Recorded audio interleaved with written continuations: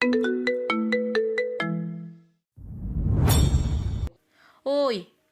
ওই ওই তোমরা কি এমনি দাঁড়াইয়া ওই মাগির ঢং দেখবা? চুল নাক কাইটটা বাইর করো ওসব বালায় দেশ থেইকা। কেউ কেউ পরামর্শ দিল শরীয়তের বিধান অনুযায়ী ব্যভিচারের শাস্তি মাটিতে গলা অবধি পুঁতে ৮০টা বেত্রাঘাত। অন্তু তাদের আলোচনা খুব মনোযোগ সহকারে দেখছিল এবং শুনছিল। অন্তুর দিকে তাকালো জয়। চোখাচোখি হলো দুজনার। অন্তু ঠোঁট দুটো হেসে উঠল। যে কেউ দেখতে পাবে না সেই হাসি। তরল রক্তের মতো চিকচিক করছিল সেই হাসি অন্তুর চোখের তারায়। পুরুষ এবং কলঙ্ক, এ দুটো শব্দ একসাথে হয় না কখনো। কলঙ্ক শব্দটি নারী সত্তার জন্য প্রযোজ্য কেবল। পুরুষ কলঙ্ক ও বইতে জন্মায় না জগতে। তারা স্বাধীন, তারা আমরণ, কলঙ্ক বিচ্ছিন্ন। একই পাপের মাসুল পুরুষ ও নারীর জন্য ভিন্ন হয় এ সমাজে। নারীর মসৃণ চামড়ায় বরং কলঙ্কের জন্য অনুকূল পদার্থ লেগে থাকে। নারী কলঙ্কের জন্য এবং কলঙ্ক নারীর জন্য চুম্বকের মতো আকস্মিক। একটা নির্দিষ্ট দূরত্বে দুটোকে আনলে দুটো ছিটকে এসে পরস্পরের দেহে লেপ্টে যায় চিরতরে। জয়ের ক্ষমতা অসীম, তার দিকে আঙুল তোলার সাধ্যি কারণেই। তারা অন্তর্দোষের কলঙ্ক অন্তুর গায়ে এবং জয়ের টুকু একসঙ্গে অন্তুর গায়ে ছিটিয়ে দিচ্ছিল। মৌলভী সাহেব এলেন, সব শুনলেন, বেশ কিছুক্ষণ চুপ রইলেন। হামজা এসে বসেছে, তাকে চেয়ার দেওয়া হয়েছে মৌলভী সাহেবের পাশে। অন্তুর খোলা চুলগুলো শুকিয়ে গেছে। আজ সবাই পরাণ ভরে অন্তুকে দেখছে। মাস্টারের মেয়েকে সেই ছোটবেলায় দেখেছিল সবাই, এরপর বহু বছর আর দেখেনি কেউ। অথচ মাস্টারের মেয়ে যে ঘুমটার তলে তলে নষ্টামি করত তাকে কেউ আন্দাজ করতে পারেনি। কতবার তারা মাস্টারকে বলেছিল ভার্সিটিতে না পড়িয়ে বিয়ে করিয়ে দিতে, মেয়েটার দেমাগ ছিল বেশি। আজ পণ্ড হয়েছে তো।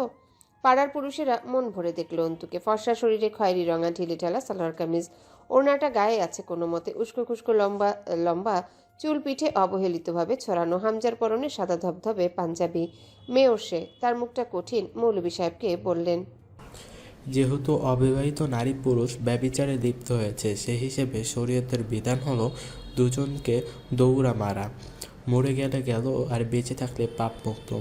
একে অপরের দিকে চাচাই করে লোকেরা। এইসব আগের কালে দেখা যেত, এখন এসব উঠে গেছে। মানুষ প্রকাশ্যে অকাম করে বেড়াচ্ছে। তবুও পাড়াটা তো আর বোর্ডিং বা হোটেল না। সবার আলোচনা একই রকম, তারা এর একটা বিহিত চায়। আর তাছাড়াও সকলের মাঝে একটা চাপা বোধহয় জয়ের জন্য কাজ করছিল। জয় খারাপ তা সবাই জানে, সবাই। অথচ কেউ ভয়ে মুখে আনলো না, বোঝাতে চাইলো না কিছুই। অন্তু আকাশের দিকে তাকায়, কয়েকবার প্রাণ ভরে আব্বুকে ডাকলো। কোনো সাক্ষ্য প্রমাণ প্রয়োজন হয়নি তাকে ব্যভিচারিণী বলার জন্যে। জয়ের ঘরের ভেতর থেকে বেরিয়ে আসার অন্তুর ভেজা চুল যথেষ্ট। আব্বু আসবে বিকাল বা সন্ধ্যায়। অন্তু চায় তার আগে তাকে মেরে ফেলা হোক। এতক্ষণে তার একটা শব্দ শোনেনি বা কেউ বলার সুযোগও দেয়নি। সে আর বলতেও চাইল না। কলঙ্ক এখন অপ্রমাণিত হলেও মুখে মুখে একটা দাগ এবং রটনা থেকে যাবে। সবচেয়ে ভালো হয় মরে গেলে। অন্তুর খুশি লাগছিল খুব। বেশ কিছুক্ষণ নীরবতা পুরো জনতার মাঝে, তা ভাঙল হামজা। মৌলভীকে বলল, আর কোনো বিকল্প নেই এর। আপনাদের ভাষ্যমতে যা হবার হয়ে গেছে। আর কোনো গ্রহণযোগ্য শাস্তি বা মীমাংসা আছে? কিছুক্ষণ চুপচাপ কাটল। এরপর একজন বৃদ্ধ লোক এগিয়ে আসে হামজার দিকে। বৃদ্ধদের সাথে সামাজিক কর্মের মাধ্যমে হামজার বেশ খাতির আছে। লোকটা হাইকোর্টের সাবেক উকিল। তিনি যেন রাগত স্বরে তাচ্ছিল্য করে চট করেই বললেন, আর কি করবে? যা ঘটনার বিবৃতি আসছে, বিয়ে দিয়ে বাড়ি নিয়ে যাবে। সকলে সপ্রতিভ হয়ে উঠল। এই পদ্ধতি তো চলমান এখন। দৌড়া মারার প্রচলন এবং কাল চলে গিয়েছে। এখন কেউ অকাম করলে ধরে বিয়ে দিয়ে দেওয়া হয়। হামজা নিজস্ব গাম্ভীর্য বজায় রেখে অথচ চট করে বলে ওঠে, ধরুন, যদি দিয়ে দেই, আপনারা তা গ্রহণ করবেন? সম্মতি দেবেন? সিদ্ধান্ত আপনাদের হাতে। অন্তুর হৃদযন্ত্রটা লাফিয়ে উঠল। হামজা অতিরিক্ত চতুর, তা বলার অপেক্ষা রাখে না। সে এত চমৎকারভাবে নিজেকে উপস্থাপন করছে, মানুষ এতক্ষণে তাকে মহান ধরে নিয়েছে। বৃদ্ধ বললেন, বিয়ে দিতে চাও তুমি? আমার যদি আপত্তি না থাকে মেয়েকে জয়ের বউ করে ঘরে তুলতে। যা করেছে জয়ের সাথেই তো করেছে। আপনাদের মতামত কি? অন্তু মাথাটা ঝিনঝিন করে উঠে। সকলের মাঝে গুঞ্জন উঠল। মনে হলো বেশ পছন্দ হয়েছে বিষয়টা সবার। জয় গর্জে উঠল হামজার কানে, পাগল হয়েছো তুমি? ওই শালীর মেয়ে গলায় দড়ি দিয়ে মরবে, তবুও দেখা যাচ্ছে আমায় কবুল করবে না। আমি ওরে বিয়ে করতে পারবো না। ওর সাথে আমার পোষায় না। আমার ওর মাঝে বিশাল ঘাপলা আছে, মাঝে কাহিনী জটিল। এসব বাদ দাও, অন্য কিছু করো। হামজার কানে গেল না সেসব। অন্তু হুড়মুড়িয়ে মৌলবীর সামনে যায়। হুজুর, আমার কিছু কথা বলার আছে। আমার কথাটা একবার শুনুন। আমি উদ্ভ্রান্তের মতো ঢোক গিলল মেয়েটা। আমি কিছু বলতে চাই। মৌলভী অপ্রস্তুত হয়ে পড়লেন। অন্তু অনুমতির অপেক্ষা করে না। বিশ্বাস করুন, এমন কিছুই হয়নি। যা দেখেছেন আপনারা সব চোখের ধাঁধা। মানে আমি বোঝাতে পারছি না ব্যাপারটা। আপনাদের যা দেখাতে চাওয়া হয়েছে আপনারা তাই দেখেছেন। আসলে এমন কিছুই হয়নি। কৌশলের কাছে হেরে গেছেন আপনারা। এখানে নিখুঁত একটা ট্রিক্স কাটানো হয়েছে। কারো কানে যেন গেল না অন্তুর ভারী শব্দ কথাগুলো। অন্তুর শিক্ষিত মার্জিত যুক্তিতর্কের কথা হিতে বিপরীত কাজ করতে শুরু করলো। অন্তু থামে না, বলে চলে। জয় আমির আমাদের বাড়িতে কি করে ঢুকেছে সে ব্যাপারে বিন্দুমাত্র ধারণা নেই আমার। আমি গোসলে ছিলাম, তাই গেট খুলতে দেরি হয়েছে। জয় আমির ভেতরে কি করে এলো সেটাই অস্পষ্ট আমার কাছে। উপস্থিত জনতা বিরক্ত হয়ে গেল। তো কি চাইতেছ? মানে এইসব নাটক দিয়া কি বুঝাইতেছ? ওইডা কও। এই শরীরে কেউ ধরেন তো? অন্তু গর্জে উঠল। আমি কোনো পাপ করিনি। আমি বিয়ে করব না। আপনারা জুলুম করছেন আমার উপর। থপ করে একদোলা থুতু এসে মুখে পড়ে অন্তুর গলার কাছে। জয় অসন্তুষ্টিতে চোখ বুজে ফেলে। অল্পের জন্য থুতু মুখে লাগেনি, আর একটু উপরে ফেললেই মুখে পড়তো থুতুটুকু। অন্তুর ছোড়া থুতু জয়ের চোয়ালের উপর দিয়ে চোখের কিনারা ঘেঁষে লেগেছিল। মহিলাটা ঠিকমতো থুতুও দিতে জানে না। মহিলাকেও কিছু অশ্রাব্য গালিগালাজ করলো জয়। থুতু ছুঁড়ে দিয়ে মহিলা চুল ধরে টেনে তুলল অন্তুকে। অন্তুর শরীরের এক পাশ থেকে ওড়নাটা পড়ে গেল। চোখ দুটো বুজে জোরে করে ডেকে উঠল অন্তু। আব্বু। টুপ করে এক ফোঁটা অশ্রু পড়ল মাটিতে। অন্তু খারাপ মেয়ে, তার শরীরের ওড়না তুলে দেবার প্রয়োজনীয়তা বোধ করল না কেউ। মহিলা বলল, লাঙের সাথে বিছানায় যাইতে মন চায়, বিয়ে কইরা তার বাড়ির যাইতে মন চায় না? এতক্ষণ তাও যা ভাবনায় আসিলাম। তুই তো তার চাইতো বেশি শয়তান মাইয়া। আমার মাইয়া হইলে জিন্দা কবর দিয়া থুইতাম। মাইয়ারে বয়স 14 হইতে বিয়া দিয়া দিছি। তোর মতন ব্যবসা পুষি নাই কলেজে পড়াইয়া। অন্তু তার তপ্ত চোখ দুটো তুলে তাকালো। আমি কিছু করিনি। অপবাদ দিচ্ছেন চাচি আপনি। ওড়নাটা তুলে বুকে জড়িয়ে নিল। হ, কিছু করস নাই, খালি লাঙের সাথে বিছানায় শুইছিস। তাই তো কই, বিয়া করবার চায় না, ভার্সিটিত পড়বার চায়। হুঁ, সেই দিন মা খাওয়াইছে, আজ ঘরে স্বয়ং বেটা ছেলে ঢুকাই দিয়া বাইরে গেছে গা। এতই যখন রং মনে, তাইলে আবার বিয়া করবার চাও না কে তারে? অন্তুর সহ্য ক্ষমতা ছাড়ালো, চিৎকার করে উঠল। আর একবার কেউ আমার বাপের দিকে নির্দেশ করে কথা বললে পড়ে থাকা ইট তুলে তার মাথায় 2 খণ্ড করতে আমার একদমই হাতে বাঁধবে না। জনতাদের একজন বিড়বিড় করে বকে উঠল। অন্তুর কানে এলো কথাটা, জবাব দিল, জি না, তেজ একটুও কমেনি। কি করবেন আপনি? আমার মুখে কি হ্যাঁ মেরে ফেলবেন? আপনারা না পরিকল্পনা করেছিলেন বেত মারার? শুরু করুন। আপনাদের ভাষ্যমতে পাপ যখন করেছি শাস্তি আমার পাওয়া উচিত। শরীয়ত অনুযায়ী শাস্তি দেয়া শুরু করুন। কোনো নাটকীয় শাস্তির জন্য প্রস্তুত নই আমি। আপনাদের আন্দাজ করা পাপের শাস্তি কখনো বিয়ে হতে পারে না। বেত্রাঘাত করুন। মৌলভী সাহেব জিজ্ঞাসা করলেন জয়কে। তোমার কি মতামত? জয় অন্তুর উপর থেকে চোখ ফিরিয়ে বলল, আমার আমার মতন, আমার আর কি মতন? আপনারা বললে বিয়ে করব, না করার কিছুই নেই। আপনার হল শালী সুন্দরী, আমার বদনাম তার গায়ে আমার নামের। অন্তু চোখ দিয়ে অনুরোধ করে ওঠে, প্লিজ এমন করবেন না। আমি সত্যি বলছি অনেক দূর চলে যাব। আর কোনোদিনও অসম্মান করব না আপনার। আপনি না বলুন। জয় অনর চোখে চেয়ে থাকলো। তার কিছুই করার নেই। সে যা চেয়েছে তাই হয়েছে। অন্তুর মুখে থুতু পড়েছে। এখন কি হচ্ছে বা হবে তা নিয়ে তার কোনো লাভ লোকসান নেই। কাজী আনতে গেল হামজার দুটো ছেলে। অন্তু বুঝলো বিয়ে না করতে চাওয়ার কারণ হিসেবে তার চরিত্রে সাফাই গেলে কেউ শুনবে না। তাকে অপরাধ মেনে নিতে হবে বাঁচতে হলে। সে মৌলভীকে বলল, হুজুর, আমি পাপ করেছি। জিহবাই আটকাচ্ছিল কথাখানা, একটু থেমে মিনতি করলো, আপনি তার শাস্তি দিন আমায়। বিয়ে পড়ানোটা কি শরীয়তের শাস্তি হবে? বলুন, আমার কথা বুঝতে পারছেন আপনি? অন্তুর শরীরটা থরথর করে কাঁপছে, বারবার কাঁপুনি খাচ্ছে। আমায় বেত্রাঘাত করে মেরে ফেলুন। আমায় ফাঁসি দিয়ে দিন, অথবা আমায় 1 বোতল বিষ। হুজুর, আমি যা করেছি তার শাস্তি আপনি আমায় 80টা না বরং তার দ্বিগুণ 107টা মারুন। আপনি জয় আমিরের আঘাতগুলোও আমায় দিন। ওই লোকটার ভাগে যে বেত্রাঘাত আছে সেগুলোও আমায় মারুন। জয় আমিরের কোনো দোষ নেই। মৌলভীর সামনে মিনতি করাটা ব্যাককলে কাজ হচ্ছে। অন্তু হামজার সামনে গিয়ে দাঁড়ালো। প্রবল আত্মসম্মানী অন্তু অনুরোধ করে উঠল, মেয়র সাহেব, আপনি কি ভাইয়ের শরীরের আঘাতে চিন্তা করছেন? নিতে হবে না, সে কিছু করেনি। সব পাপ, সব দোষ আমার। আমি করেছি পাপ, আমার শাস্তি পাওয়া উচিত, দরকার। আমি যদি ওর আঘাতগুলো নিই, এখানে আমায় শুলে চড়িয়ে 5 খণ্ড করা হলেও তা মঞ্জুর। আমায় মেরে ফেলুন, বদনাম ধুয়ে যাবে। আব্বু আসার আগে মেরে ফেলুন। হামজা স্থির চোখে তাকিয়ে বলল, পাগলামি করছো আরমিন? বদনাম যখন হয়ে গেছে, সত্য মিথ্যার ধার সমাজ ধারবে না। তোমার শরীরে ট্যাটু চেপে গেছে। কিসের ট্যাটু মেয়র সাহেব? বদনাম অথবা জয়। অন্তু মাথা নাড়ে। ট্যাটু মোছা যায় না না? যায় না। আমি যদি ত্বক পুড়িয়ে ভস্ম করে দিই অথবা উপরে তুলে ফেলি শরীরের চামড়া? তাতে বাঁচতে পারবে? তোমার শরীরে 10টা আঘাতও সইবে না। ধরো 80টা বেত একসাথে বেঁধে 80টা আঘাত করে মারা হয়। তুমি 2-4টাতে প্রাণ হারাবে। কলঙ্ককে সাথে নিয়েই মরবে। এড়িয়ে যাওয়ার পথ নেই। অন্তুর দিকে ঝুঁকে নিচু আওয়াজে বলল, বেঁচে থাকলে নিজের কাছে সান্ত্বনা থাকবে। তুমি পাপ করনি, আমি তোমাকে বুদ্ধিমতী বলেই জানি। কিছুক্ষণ আগেও তোমার শীতলতায় লোকে অবাক হয়েছে। এত ভেঙে পড়ছো কেন? রিল্যাক্স, প্রস্তুত হও, পাটোয়ারি বাড়ি তোমার অপেক্ষায়। অন্তু আস্তে করে পিছিয়ে এলো কয়েক কদম। কিছু ভাবছে সে, কিছু জবাব মিলছে। হামজাকে তার বড্ড ভয় করছে, পলাশ এবং জয়ের চেয়েও বেশি। হামজা দেহে বাস করা ক্যান্সার কোষের মতো নীরব ঘাতক। চারিদিকে গুঞ্জন থামেনি। যেহেতু মেয়ে বিয়ে করতে চাইছে না, তার মানে বিয়ে দেওয়াটাই ওর শাস্তি। চমৎকার যুক্তি সমাজের। বসে রইল অন্তু। সিঁড়িতে আজান পড়ছে। স্বভাববশত ওড়না তুলে মাথায় দিল। আজ আর দৌড়ে গিয়ে অজু করে নামাজ পড়তে বসতে হলো না। চরিত্রহীনদের নামাজ পড়ার দরকার নেই।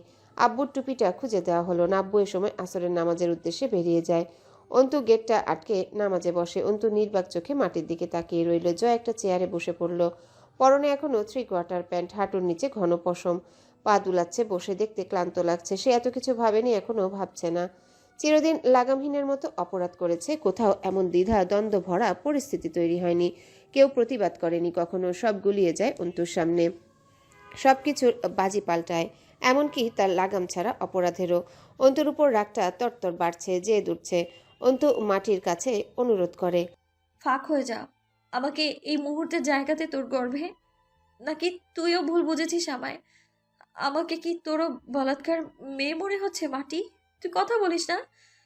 তোর বুকে দাঁড়িয়ে মানব সন্তান এত কিছু ঘটায়, তোর ধৈর্যে কুলায় সবটা? তোর বুক ভার অনুভূত হয় না? মাটি জবাব দেয় না। অন্তু চেয়ে থাকে মাটির দিকে। নামাজ শেষে কাজীকে সাথে নিয়ে লোকজন ফিরল। হামজাও সবার সাথে নামাজ পড়ে ফিরল। সকলে যে যার স্থান নিয়ে আলোচনা শুরু হলো। ছোট্ট একটা পাড়ার প্রবীণরা হামজাকে জিজ্ঞাসা করলেন, তো তুমি কি বলো, বিয়ে পড়ানো শুরু করা যাক? হামজাকে বলার সুযোগ দিল না। অন্তু চিৎকার করে উঠল, বললাম না বিয়ে হবে না। আমাকে এখানে কেটে শত টুকরো করলেও কোনো রকম বিয়ের আয়োজন হবে না এখানে। আমি যা করেছি তার জন্য বিকল্প যে কোনো শাস্তি দিন আমায়। আমি রেডি আছি। কিন্তু আমরা চাইতেছি না তোমারে জিন্দা মাটিতে পুঁততে। তার চেয়ে কিন্তু আমি তো চাইছি আমাকে পোতা হোক, বেত্রাঘাতের সাজা দেয়া হোক। আপনাদের ব্যথা লাগছে কেন? মার পড়বে আমার শরীরে। তাছাড়াও আমার মতো চরিত্রহীনের জন্য এত মানবিকতা দেখালে বরং আপনারা কিন্তু গুনাহগার হবেন আল্লাহর কাছে। সুতরাং যত তাড়াতাড়ি সম্ভব আমাকে আঘাত করা শুরু করুন। লোকজন ফাপড়ে পড়ে গেল। অদ্ভুত চোখে ভ্রুকুচকে তাকিয়ে দেখল। এখনো মেয়েটার কথার যুক্তি, ভাষার বিন্যস্ততা, চোখে প্রতিবাদ এক বিন্দু কমেনি। যুক্তিতর্কের ঊর্ধ্বে জয়ের অপরাজেয় মস্তিষ্কেও বিস্ময় খেলে গেল। চোখ সরালো না অন্তুর উপর থেকে। অন্তুর মুখে ঘাম জমেছে, বুকটা উঠানামা করছে। চোখ দুটো কাথর, অথচ অগ্নুৎপাতের গলিত লাভা যেন ঠলকে পড়ছে। সন্ধ্যা আবার অল্প অল্প বাকি। আমজাদ সাহেব হেঁটে এগিয়ে আসছেন। রাবেয়া ওনার ডান বাহু ধরে এগিয়ে আসছে বাড়ির দিকে ক্রমশ। অন্তিকের লম্বা মাথাটা দেখতে পাওয়া গেল ওনাদের পেছনে। অন্তু যেন ফুরিয়ে গেল এক লহমায়। সমস্ত জীবনী শক্তি ত্যাগ করে একদলা মাটির স্তূপে পরিণত হয় মেয়েটা। এই কথাগুলো এই লোক কিভাবে আব্বুর কানে তুলবে? আব্বুর কেমন লাগবে শুনতে অন্তুর ব্যাপারে এমন সব কথা? আমজাদ সাহেব অবাক হলেন বাড়ির সামনে ভিড় দেখে। অন্তুর অবস্থা দেখে সৌম্য মুখখানা অস্থির হলো। একে একে এই লোক আমজাদ সাহেবকে নিজেদের মন মতো করে রসাত্মক কাহিনী জানাতে শুরু করে। কেউ আবার বলে, আমজিৎ, মাইয়ারে ব্যবসায় দিচ্ছ নাকি? ব্যবসা যারা করে এরা বিয়ে করবার চায় না। কথাগুলো সহ্য করতে পারে না অন্তিক। তেড়ে যায় মারতে খ্যাপা পাগলের মতো। লোকটাকে দুটো ঘুষি মেরে নাক দিয়ে রক্ত বের করে আনলো। লোকের মেজাজে বিরূপ প্রভাব পড়লো এতে। পাপির ভাইয়ের এই স্পর্ধা তারা ভালোভাবে নেবে কেন? আমজাদ সাহেব থামালেন ছেলেকে। অনেকক্ষণ যাবৎ শুনলেন দাঁড়িয়ে। পাড়ার ও সমাজের প্রতিটা স্বাধীন নাগরিকের নিজস্ব মূল্যবান মন্তব্যগুলো। কেউ জয়কে বলছে না। জয় পুরুষ, জয় হামজার ভাই, হুমায়ুন পাটোয়ারির ভাগ্নে, এই অঞ্চলের অভিজাত পরিবার আমির পরিবারের একমাত্র উত্তরসূরি। জয়কে বলতে নেই। মাগরিবের আজান শোনা যায় চারিদিকে। মাথা থেকে পড়ে যাওয়া ওড়নাটা আর তুলে মাথা ঢাকে না অন্তু। দেহ ব্যবসায়ী মেয়েরা তো তা করে নাকি? তার পর্দা পলাশ নিজের শক্তিশালী হাতে খুলেছে। তার অন্তিক চাইলেই উঠে পড়বে নাকি? আমজাদ সাহেব ধীরে হেঁটে এসে বসেন অন্তুর পাশে। বেশ খানিকক্ষণ কেউ কথা বলে না, শ্বাস ফেলে না কেউই। অন্তুর ভেতরে মৃত্যুর নেশা জাগে। আর মৃত্যুর আগে পাশে বসা আব্বুর চেহারাখানা একবার দেখতে চায় সে। বিয়ে দিতে চাই ওরা তোকে অন্তু, করে নে বিয়ে। নির্মল কণ্ঠস্বর আমজাদ সাহেবের। অন্তু হেসে ওঠে। মেরে ফেলো আব্বু আমায়। তোমার হাতে মরণ আমি ধন্যবাদ আনতে গ্রহণ করব। দাফন করে ফেলো, মিটিয়ে দাও আমার নাম। বিয়ে করে নে অন্তু। আমায় তুমি মেরে ফেলো, অন্তু আমায় মেরে ফেলো আব্বু। বিয়েটা করে নে অন্তু। অন্তু চেঁচিয়ে উঠল। মেরে ফেলো তুমি আমায়, নিজ হাতে মারো। এমনিতেও তো বেঁচে নেই আমি, তবু আমায় মারতে এত দ্বিধা কেন? অথচ যখন বেঁচে ছিলাম কেউ বাঁচানো ছিল না এই আসমান জমিনে। তুমিই বা কেন সহমর্মিতা দেখাচ্ছ আব্বু? মরা মেয়েকে মুক্তি দাও, তার আত্মাটা আটকে আছে, খুব ছটফট আছে ছাড়া পেতে। এতক্ষণে অন্তু তার হৃদয়ের ক্ষরণ টের পেল। অন্তুদের কান্না বিশেষ মানুষেরা ছাড়া কেউ দেখতে পায় না। সে কখনো রাবেয়ার সামনেও কাঁদে না। রাবেয়ার গুনগুনানি তার কানে আসছে। একধারে বসে হু হু করে কাঁদছেন। আমজাদ সাহেব অন্তুর হাতটা নিজের হাতের উপরে রেখে বললেন, কোন অপরাধে মারি তোকে বলতো অন্তু? আমার মতো দুর্বল হাত কাটা বাপের ঘরে জন্মানোর অপরাধে তোকে মেরে নিজেকে কি জবাব দেব আমি? শিখিয়ে দে। যে পাপ তুই করতে পারিস না, সেই না করা পাপের শাস্তি দেবার উপায় বল। পাপ করেছি আব্বু, চুপ থাকতে না পারার পাপ। ভেতরে ঘেন্নাকে ভেতরে চেপে মিথ্যা তোষামত না করতে পারার পাপ। তোমার শেখানো আদর্শ আজ খুব ভারী পড়ছে আব্বু আমার উপর। এত পাপের পরেও পাপ নেই বলছো? পাপ করলে তোকে আমি মেরে ফেলতাম, করিসনি তুই, তাই বাঁচিয়ে রাখছি। আর তার বদলে এক নিকৃষ্ট মৃত্যু দিচ্ছি তোকে, গ্রহণ কর। কি আশ্চর্য আব্বু, মৃত্যুটা মৃত্যু হোক, এরকম নরকবাস দিচ্ছ কেন? এটা নীতি অন্তু। অপরাধ না করা মানুষরা আজকাল কঠোর সাজা ভোগ করে। অবশ্য তাদেরও অপরাধ আছে, তাদের অপরাধ তারা অপরাধ করেনি। তুই নিজে যখন জানবি তুই পবিত্র, এটা ভেবে তুই বেঁচে থাকাটা কি বাহাদুরি না? আর যে অপরাধ করিসনি তা মেনে নিয়ে ভীরুর মতো মরে যাওয়া কি তোর জন্য ধিক্কারজনক না? অন্তু কথা বলে না। আব্বুর কথাগুলো খুব নিষ্ঠুর। বীররা যুদ্ধক্ষেত্রে ছেড়ে পালায় না অন্তু। তুই পালাতে চাইছিস, তুই মরে গিয়ে প্রমাণ করতে চাইছিস তোর ভেতরে জীবনের সম্মুখীন হবার শক্তি নেই। বিয়ে করে নে অন্তু। অন্তুর বাদ ভাঙে, কান্নারা ছিটকে আসে। আমায় তুমি আর এ কথা বলো না আব্বু, আমি সহ্য করতে পারছি না, আমার ব্যথা লাগছে। আমার লাগছে না অন্তু, কি করি বলতো? তুমি খুব নিষ্ঠুর আব্বু। তোকে হতে হবে অন্তু, বানাতে তো চেয়েছি ছোট থেকেই, সেসব প্রয়োগ কর। তুমি এত কঠোর হয়েও না আব্বু আমার উপর। আমার জীবিত পুড়িয়ে ভস্ম করে দাও। আচ্ছা তুমি যা বলছো তা তুমি সহ্য করতে পারবে? অন্তুর দিকে এতক্ষণে প্রথমবার তাকান আমজাদ সাহেব। না পারলেই বা কি? অন্তু মাড়ি আটকে চোখ বুজে। আব্বুর চোখে তাকানোর ভয়াবহ কাজ সে করতে পারবে না। চোখ বুজে কেমন করে যেন ডেকে ওঠে। আব্বু। ডাকছিস কেন অন্তু? হাত বাঁধা বাপদের মতো তোদের মতো অন্তরা ডাকবে না। দোষ তো তোমার, জানো না আমি তোমার ছাড়া কতটা নিরুপায়? তবুও একা রেখে গেলে। দেখেছো আমি বলতাম তুমি ছাড়া এক মুহূর্ত টিকবো না আমি, প্রমাণ হলো তো। তুমি স্বার্থপর কেন আব্বু? নিয়তির দোষ দিবি না। প্রকৃতি আর নিয়তি দেখ ঠিক জিতে গেল অপরাধ করে। তুই ওদের দোষ দিলি না, দোষ দিচ্ছিস আমার। কেমন করে যেন হাসলেন আমজাদ সাহেব। তুমি আমায় মেরে কেন ফেলছো না? মারছি না তো কি করছি? এই তো বেশ কয়েকবার মারতে বললাম, আবার বলছি বিয়ে করে নে অন্তু। অন্তু চেপে ধরে আব্বুর কম্পিত হাত, শক্ত করে মুঠো করে ধরে রাখে, ছাড়ে না। মাথাটা নুইয়ে হু হু করে কাঁদে বাপের কাছে। এতক্ষণ তার সাথে যা যা অন্যায় অবিচার হয়েছে সবকিছু নীরব নালিশ জানায়। বাপ একবারও জিজ্ঞাসা করে না তুই কি করেছিস অন্তু? সন্দেহ শব্দটা অচল এখানে। এখানে কথা জবাবে নয়, চোখে হয়। এই সম্পর্কটা অগাধ আশ্বাসের, ভিত্তিটা নিগুড় বিশ্বাসের। অন্তু, তোকে কাঁদতে দেখে ভালো লাগে না আমার। ছোটবেলা থেকে কাঁদতে শেখায়নি তোকে। অন্তু চোখ মুছল। কাঁদছি না, ও কথা আর বলবে না। তুমি শুধু হাতটা ধরে থাকো আমার, ছাড়বে না কিন্তু। আমি বলবো, যতক্ষণ তুই হ্যাঁ না বলবি আমি বলবো। অন্তু অবিশ্বাসের দৃষ্টিতে তাকায়। ভয় এবং ভরসাহীনতা পেয়ে বসে এই মুহূর্তে অন্তুকে। সে ভুলে যায় এটা তার আব্বু। আব্বুর হাত চেপে রাখা হাতটা শিথিল হয় তার। এই অসহায়ত্ব অন্তুর সইতে পারে না। অমনি আরো শক্ত বন্ধনে চেপে ধরেন আমজাদ সাহেবের হাতটা। গাঢ় চোখে চেয়ে বলেন, লোকেরা কি বলেছে বলে যাচ্ছিস? ব্যবসা যারা করে তারা বিয়ে করতে চায় না। অন্তুর চোখের পাতা ও থুতনি থরথর করে কেঁপে ওঠে। আমজাদ সাহেবের ভেতরের আগুন জ্বলছে। সেই আগুন স্পর্শ করে অন্তুকে। সে সজল চোখে চেয়ে থাকে মেহেদি রঙা চাপদারি ভূষিত এক মহাপুরুষের দিকে। তার চোখে মহাপুরুষই বটে। সে জীবনে এমনই এক মহাপুরুষ চেয়েছিল, তবে চাওয়া আর পাওয়ার একটা জটিল শত্রুতা আছে। অতএব এই দুটো একত্রে মেলে না কভু। বরাবর পিছলে যায় দুটো পরস্পর থেকে। আমজাদ সাহেব যত্ন করে ওড়নাটা তুলে অন্তুর মাথায় দিলেন। আলতো হেসে বললেন, হুমায়ুন আহমেদ কি বলেছিলেন জানিস? কখনো তোমার মুখটা বন্ধ রাখতে হবে, গর্বিত মাথাটা নত করতে হবে, স্বীকার করে নিতে হবে যে তুমি ভুল। এর অর্থ এই নয় যে তুমি পরাজিত, এর অর্থ তুমি পরিণত, এবং শেষবেলা বিজয়ের হাসিটা হাসার জন্য ত্যাগ স্বীকারের তুমি দৃঢ় প্রতিজ্ঞ। কাজী সাহেব কাবিননামা লিখলেন।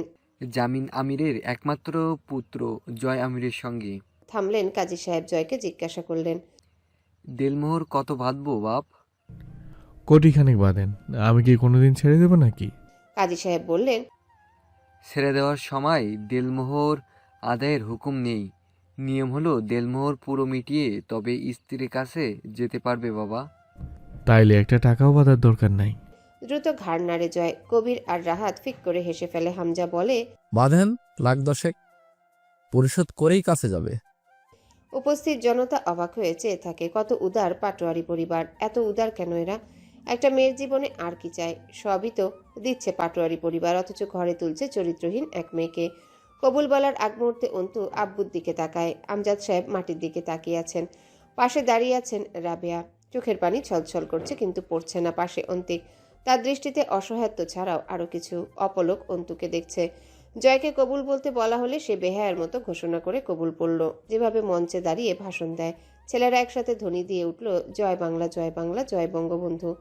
মুখে মিষ্টি তুলে দিল হামজা। মানুষ খাওয়ার আগে বিসমিল্লা পড়ে। জয় মুখে মিষ্টি নেবার আগে বিসমিল্লা বলার বদলে স্লোগান দিল, জয় বাংলা। এরপর গালে মিষ্টি ঢুকালো। ছেলেরা তার সাথে সমস্বরে স্লোগান দিল, জয় বাংলা। বিয়ের আসর নয়, রাজনীতির মঞ্চ এটা। বিশাল এক সম্মেলন চলছে যেন। কাজী সাহেব কয়েকবার কবুল বলতে বললেও অন্তু শুনতে পায় না। আব্বুর দিক থেকে চোখ ফেরে না তার। আব্বু কিছু বলুক কিছু করুক, একবার চোখ তুলে দেখুক অন্তুকে বলি হবার আগে। তাকালেন না আমজাদ সাহেব। কবুল বলতে ঠোঁট নাড়াতে গিয়ে আবারও থামে। আমজাদ সাহেব ধীর পায়ে ভেতরে পা বাড়ালেন। তিনি বসে থাকলে ওই অন্তু জীবনেও কবুল পড়বে না। পাগলিটাকে কিভাবে বোঝাবেন ওনার কিছুই করার নেই। স্বয়ং নিজ হাতে বোধহয় খুন করে এলেন অন্তুকে। সেই লাশ দেখতে ভালো লাগছিল না। হাতটা মেলে ধরলেন চোখের সামনে। ওনার মনে হলো রক্ত লেগে আছে তাতে। অন্তুর কলিজা চুইয়ে পড়া রক্ত। আস্তে করে শুনতে পেলেন পেছনে অন্তুর প্রাণহীন স্বর বলছে, কবুল। কাজী সাহেব আলহামদুলিল্লাহ বললেও অন্তু বলেনি। হুড়মুড়িয়ে বসে পড়লেন আমজাদ সাহেব মেঝের উপর, দরজায় কপাট আঁকড়ে ধরে। অন্তু আজ ফুরিয়ে গেছে বাপের মান রাখতে। নিজেকে একবার গজিয়ে তোলার প্রয়াসে অন্তু আত্মহত্যা করেছে। অন্তু জয় আমিরকে কবুল করেছে। রাত 10:38। হামজা জয়কে নিয়ে অন্তুদের বাড়ি থেকে বেরিয়েছে ঈশার আজানের পর। জয়ের আজ পলাশের হোটেলে যাবার কথা ছিল। পলাশ অপেক্ষা করছে, কিন্তু হামজার সাথে সে এলো আব্দুর রহিম মেডিকেল হাসপাতালে। বহির্বিভাগ দিয়ে ঢুকে এগুতেই জরুরি বিভাগ। কেচি গেটের ওপাশে বেঞ্চিতে বসে আছে লোকজন। কেউ কেউ বারান্দার গ্রিল ধরে আছে, উকিঝুঁকি মারছে ওয়ার্ডের ভেতর। 500 শয্যার এই বিশাল হাসপাতালে লতিফকে খুঁজে পাওয়া সহজ কাজ নয়। কিন্তু আজ বিকেলে কেবিনে শিফট করা হয়েছে লতিফকে হামজার নির্দেশে। কেবিনের দরজা চাপানো ছিল, স্পেশাল কেবিন রুম। হামজা ঢুকতে লতিফের স্ত্রী আসমা উঠে দাঁড়ালো এক কোণে। হামজা বাধা দিল, আপনি বসুন ভাবি, লতিফ ভাইয়ের পাশে বসুন আপনি। জয়। জয় বারান্দায়। সামনে দিয়ে একটা মেয়ে হেঁটে যাচ্ছিল। সে মনোযোগ দিয়ে দেখলো, যতদূর দেখা যায়। দেখতে ভালো লাগলো। তবে দুটো বাজে গালি দিল মনে মনে। হাসপাতালে কেউ এভাবে পটের বিবি সেজে আসে? যখন সামনে দিয়ে হেঁটে যাচ্ছিল কোমরটা ন্যাকামিতে বেশি দুলছিল। জয়ের ইচ্ছে করলো ধপ করে একটা কোমরের উপর লাথি মেরে কোমরটা সোজা করে দিতে। আবার ভালোও লাগছিল দেখতে। লতিফ ঘুমাচ্ছে, তার এক পায়ে রড রিং গেঁথে দেওয়া হয়েছে, অপর পায়ে অস্ত্রোপচারের দরকার পড়েনি, হাঁটু অবধি ব্যান্ডেজ। জয়ের হাতের চর্চা কমে যাওয়ার ফল। ডান পায়ে রিংটা গেঁথে আছে, যেখানে দেখলে কেমন গা শিরশির করে ওঠার মতো। এক পা ফুলে 4 পায়ে সমান হয়েছে। অচেতন পড়ে আছে লতিফ। জয় জানে ডান পায়ে যখন সে প্রথম আঘাতটা করে 10 মিলির মোটা রডের আঘাতে জয়ের সমস্ত শক্তি ক্ষয় হয়েছিল। হাঁটুর নিচে ফিমারের হাড্ডিগুলো চূর্ণ হয়ে গেঁথে যাবার কথা, ভেতরের মাংসপেশির ভিতরে তাই হয়েছে। এই রিং এই পা ঠিক করতে পারবে বলে মনে হয় না। পরের আঘাতটা করার সময় দয়া করেছে জয়। হামজা লতিফের ছোট্ট মেয়েটাকে কোলের উপর বসিয়ে আদর করছিল। হামজার কাছে বেশ কিছু চকলেট পেয়ে বাচ্চাটা খুব খুশি। হামজা আসমাকে সান্ত্বনা দিল। ভাবি, আপনি কাঁদবেন না। যারা লতিফ ভাইয়ের এই হাল করেছে প্রত্যেককে তাদের ন্যায্য শাস্তি পাবে। আসমা কেঁদে ফেলল। কে করছে এই কাজ বলেন তো? এবারও কি? এবারও মাঝার। আগেরবার গুলি করেছে, এবার পায়ে রডের আঘাত। কেন করেছে জানেন? যাতে লতিফ ভাই আর আমাদের কাজে না লাগতে পারে। আচ্ছা ভাবি, পুলিশ আসলে আপনি কি মাঝারের বিরুদ্ধে বয়ান দিতে পারবেন? মহিলার চোখে মুখে দ্বিধা। মহিলাকে চুপ থাকতে দেখে হামজা হতাশ হয়। তাহলে আর কি, এভাবেই আমার লোকগুলো আহত হতে থাকবে ওদের হাতে, যেহেতু আপনিও বয়ান দিতে পারবেন না। মহিলার উপর হামজার চাল খাটল। মহিলা বলল, আমি দেব বয়ান। আপনার কথা চিন্তা করতেছি না। আমার স্বামীরে ওই হারামজাদা 2 বার এমনভাবে জখম করছে, তারে পুলিশে কেন? আমি তারে ফাঁসিতে ঝুলাবো। 2 ভাই প্রসন্ন হাসলো। জয়ের তো কান্না পেয়ে যাচ্ছিল মহিলার এই বাহাদুরিতে। এখানে মূলত তাকে ফাঁসিতে ঝোলানোর কথা চলছে। মহিলা জানলে তার সামনে বলতো না এভাবে। হামজা বলল, এমনও হতে পারে, দেখবেন মাঝহার আসবে দেখতে লতিফ ভাইকে। ও কিন্তু স্বীকার করবে না কাজটা ও করেছে। নিশ্চিত দোষ দেবে আমার অথবা জয়ের। আমার কথা মিলিয়ে নেবেন। অপারেশনের বিল মেটানো হয়নি। হামজা কল করে দেওয়ার পর বকেয়াতে অস্ত্রোপচার সম্পন্ন হয়েছে। আসমার সামনে হামজা কয়েকটা বড় বড় বান্ডেল তুলে দিল হাসপাতাল কর্তৃপক্ষের হাতে। কমপক্ষে ওখানে লাখ 5 টাকা তো হবে, অথবা হতে পারে তারও বেশি। আসমা কৃতজ্ঞতায় সজল চোখে চেয়ে থাকে সাদা পাঞ্জাবি পরিহিত টকবগে পুরুষটির কর্তব্যপরায়ণ শক্ত দেহের পানে। চলে আসার সময় মেয়েটার কপালে গাঢ় একটা চুমুখে আসমার হাতে 1010 টাকা ধরিয়ে দিল হামজা। প্রয়োজনীয় ওষুধপত্র অন্যান্য দরকারে খরচ বাবদে। তাছাড়া সকালে তো আবার আসছে সে। হামজা সর্দার পরিবারের কাছে অনেক আগে শিখেছিল বিশ্বাসঘাতকেরা এই জগতে সবচেয়ে নৃশংস শাস্তির দাবিদার। এদের ওপর দয়া করা এক প্রকার পাপ। প্রাণের হত্যার যতটা না লোকসান আছে, তার চেয়ে কঠোর হত্যাকাণ্ড হলো বিশ্বাসের হত্যা। প্রাণের হত্যাকারীর শাস্তি যদি মৃত্যু হয়, বিশ্বাসে হত্যাকারীর শাস্তি আরও শোচনীয় হওয়া উচিত, যেটা জয় করেছে। লতিফ মরলে মুক্তি পেয়ে যেত, অথচ এই অবস্থায় সে প্রতিক্ষণেই মরবে। এটাও শাস্তি, সাথে হামজার কার্য হাসিল। গাড়িতে ওঠার সময় জয় দাঁড়িয়ে রইল ফুটপাতে। হামজা জিজ্ঞাসা করল, তুই বাড়ি ফিরবি কখন? ভালো লাগছে না, তুমি যাও, আমি হোটেলে যাব। জয়ের শরীরে পাতলা একটা ডেনিম জ্যাকেট, সাদা লুঙ্গি পরনে। হামজা শরীরের চাদরটা খুলে ছুঁড়ে মারে জয়ের শরীরে। এটা পেঁচিয়ে নে, ঠান্ডা লাগলে গালে মুখে থাপড়াবো ধরে। জয় চুপচাপ চাদর গায়ে জড়ায়। গাড়ি ছাড়ার আগ মুহূর্তে গাড়ির জানালায় হাত রাখে। কিছু টাকা দাও, পকেট খালি আমার। হামজা পকেট থেকে মানিব্যাগটা বের করে জয়ের হাতে ধরিয়ে দিয়ে বলল, হোটেলে যাচ্ছিস? থামাচ্ছি না। তবে শুতে একা যাস বিছানায়। আজ কিন্তু বিয়ে হয়েছে তোর। তোর বউয়ের সামনে ছোট যেন না হতে হয় আমাকে, তোর কুকীর্তির জন্য। কবির কথাটা বুঝে ফিক করে হেসে উঠে জয়কে খোঁচায়। বিছানায় একা যাইন ভাই, এখন কিন্তু ভাবি আছে আমাকেও। অথচ জয় নিশ্চুপ, স্থির চোখে বিদায় জানায় হামজাকে। আজ তার রসিকতার ছুটি। গাড়ি যখন আড়াল হলো তখনও জয় দাঁড়িয়ে রাস্তার পাশে। সে কোথাও যাবে বলে মনে হলো না। কবিরের কাছে একটা সিগারেট চেয়ে নিল, লাইটার জ্বালিয়ে। লাইটার জ্বালায়। কবির চেয়ে দেখে তা। জয় সচরাচর সিগারেট টানে না। তার সিগারেটে টান দেওয়ারও কিছু বিশেষ পরিস্থিতি আছে। কোনো ব্যাপারে হয়রানি বোধ হলে, অথবা মন অশান্ত এবং দুষ্টু সত্তা শান্ত থাকলে আনমনে সিগারেটে ঠোঁট লাগাতে দেখা যায় তাকে। উদাস পায়ে হাঁটতে হাঁটতে ব্রিজের দিকে এগিয়ে যায় জয়। কবির জিজ্ঞাসা করল, ভাই আজকে মেয়েটার সাথে যা করলেন তা কি ঠিক? জয় রক্তখেকো পশুর মতো দাঁত খিচে উঠে। চুপ, একদম চুপ। ওই বিষয়ে কোনো কথাই হবে না। তো তোর খুব মায়া হচ্ছে ওই শালের জন্য, হ্যাঁ? তোরও হালার মতো করি, তারপর দুজনে একসাথে গালাগালি ধরে কাঁদবি। কবির বুঝলো না জয়ের কি হয়েছে, চুপচাপ সাথে চলল। সঙ্গ ছাড়া যাবে না। জয় গিয়ে ব্রিজের কার্নিশ ধরে দাঁড়ায়। সিগারেটের ধোঁয়াগুলো মিশে যায় অন্ধকারে। শো শো করে গাড়ি চলে যাচ্ছে পেছন দিয়ে। কবির দাঁড়িয়ে আছে পাশে। জয় বিরক্ত হলো। আমার সাথে কি তোর? যা বাড়ি যা।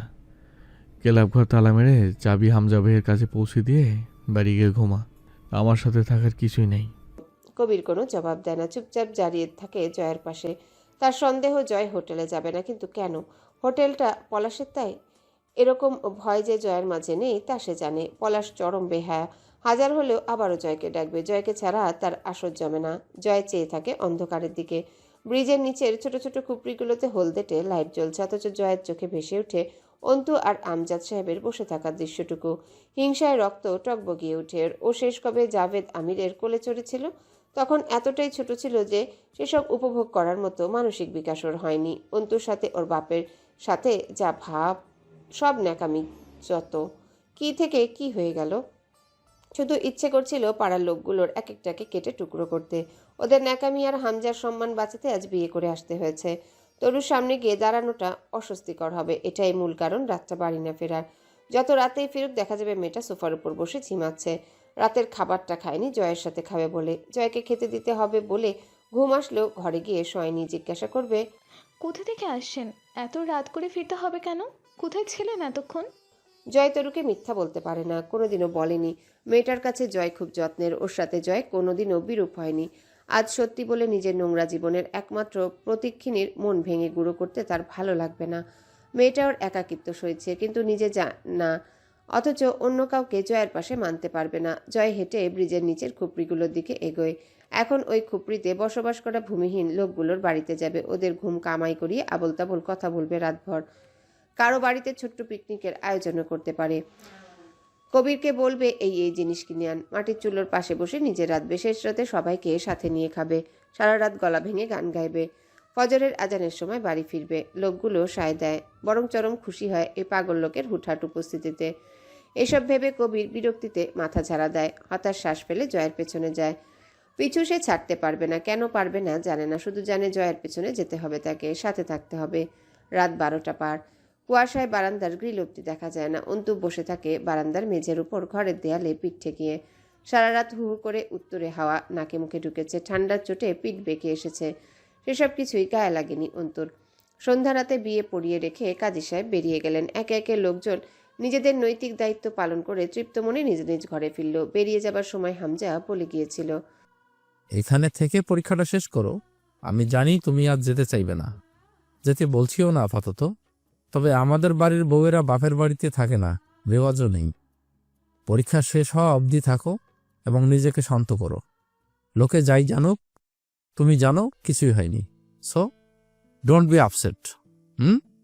লোকটা দেখতে অতিকায় শুদ্ধ, বলিষ্ঠ ব্যক্তিত্ব সম্পন্ন পুরুষ। এই ছদ্মরূপ তার আসল প্রকৃতিকে আড়াল করেছে।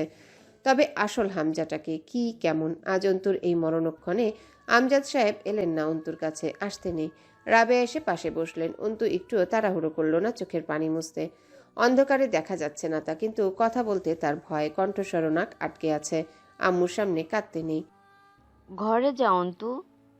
অন্তু আস্তে করে শুয়ে পড়ল শীতল মেঝের উপর। মাথাটা মায়ের কোলে রেখে বলল, আজ তোমার বোঝা হালকা হলো। আম্মা, তোমার অন্তু বিয়ে করবে না? না দেখো হয়ে গেছে। চুলে হাত বুলালেন রাবেয়া। চুপ কর অন্তু, ওঠ, ঘরে চল, জ্বর বাঁধাবি। আম্মা কাঁদছো কেন? কাদার মতো কথা বললাম? কাঁদতেছি না, ওর তো অন্তু, থাপ্পড় মারবো কিন্তু একটা। এখানে ঠান্ডা। তাতে কি, ভালোই লাগছে। তুমি ঘরে যাও, তুমি বুঝবা না ঠান্ডার হাওয়ায় বসে থাকার আরাম। যাও যাও, আব্বু একা। মরে যাইতে চাস? তাইলে আমারে আগে মার। কণ্ঠটা আবারও ভেঙে এলো রাবেয়ার। আমি তো তোর জন্ম দিয়ে পাপ করেছি রে মা। তোরে জন্ম না দিলে এই দিন তোর জীবনে আসতোই না। আমার গর্ভের দোষ। ওঠ অন্তু, কার কি হচ্ছে জানি না, আমার কিন্তু সহ্য হইতেছে না। শোন, ওঠ। অন্তু উঠে বসে। ধরো, ভাবলাম একটু শীত বিলাস করবো, এখানে ইমোশনাল সিন চলছে। ওটা তো চলো শুয়ে পড়ি। অন্তু মুখ চোখ ধুয়ে এলো। পানি বরফের মতো ঠান্ডা। এসে বাচ্চা মেয়ের মতো বিছানায় শুয়ে কম্বল পেঁচিয়ে হু হু করে কেঁপে বলল, ওরে ঠান্ডারে আমার লাইট বন্ধ করে দিয়ে যাও, সেই শীত, বাপরে। রাবেয়া অন্তুকে কেমন করে যেন তাকিয়ে দেখলেন। অন্তু ঠিক ছোটবেলার মতো কম্বল মুড়ি দিয়ে অল্প একটু মুখ বের করে ঠকঠক করে গা কাঁপাচ্ছে, যন্ত্রণা লুকানোর ব্যর্থ চেষ্টা। রাবেয়া চলে গেলে অন্তু স্থির হয়ে গেল। কতক্ষণ অন্ধকারে ছাদের দিকে চেয়ে রইল। এই শীতের রাতে বুকে জ্বলা আগুনের সাহস খুব বেশি। এত ঠান্ডা, এত কুয়াশা, তবু বুকের উত্তাপ গমগম করছে। অন্তু উঠে গিয়ে বারান্দার দেয়ালে হেলান দিয়ে বসে। নিশ্চুপ এক মাঝরাত। ঝুপঝুপ করে বৃষ্টির মতো চোখের দুই কোণ বেয়ে পানি গড়িয়ে পড়ল। কান্না জমে বুকটা কাঁপছে। অন্তু মাথাটা দেয়ালে ঠেকিয়ে বাইরের অন্ধকার কুয়াশার দিকে তাকিয়ে রইল নিথর চোখে। তার জীবন, সম্মান, স্বপ্ন, আব্বুর মান মর্যাদা সব শেষ। শেষটা সে করেছে। কেন সে গেছিল সেদিন জয় আমিরের সঙ্গে বেয়াদবি করতে? এত বোকা হলে চলে? তা কিছুই রইল না। না, নিজেকে ক্ষমা করা যাচ্ছে না। অন্তু আস্তে করে হাতের তর্জনী আঙ্গুল তুলে বুকের মাঝখানটায় চেপে ধরল। সেখানে ভেঙে চুরে আসছে। শীত বাড়ছে, পা দুটো ঠান্ডায় অবশ হয়ে আসছে। অন্তু একটা খেলা খেলার চেষ্টা করলো। এই শরীরের যন্ত্রণা, এটা কি তার বুকের ব্যথার চেয়ে বেশি তীব্র নাকি কম? জিতলো বুকের ব্যথা, শরীরের ব্যথা অনুভূত হচ্ছে না। সে অনড় বসে রইল মাথা ঠেকিয়ে। ফজরের আজান হলো, উঠল না, নামাজ পড়তে বসে রইল ওভাবেই। রাত 2টোর দিকে রোজকার মতো অন্তুকে দেখতে এলেন আমজাদ সাহেব। তিনি আজ লুকিয়ে দেখতে এসেছিলেন। অন্তু ঘুমালে দেখে চলে যাবেন, কিন্তু অন্তুকে ওভাবে ঠান্ডার মাঝে বারান্দার মেঝেতে বসে থাকতে দেখে বুকের ভেতরটা যেন কেমন করে উঠল। অসুস্থ শরীর নিয়ে বসলেন অন্তুর পাশে। অন্তু ঘাড় ঘুরিয়ে তাকালো না, ওভাবেই বলল, ঠান্ডা লাগবে আব্বু, ঘরে যাও। তোর লাগছে না? বুঝতে পারছি না, তুমি অসুস্থ, এখানে বসে থেকো না, যাও।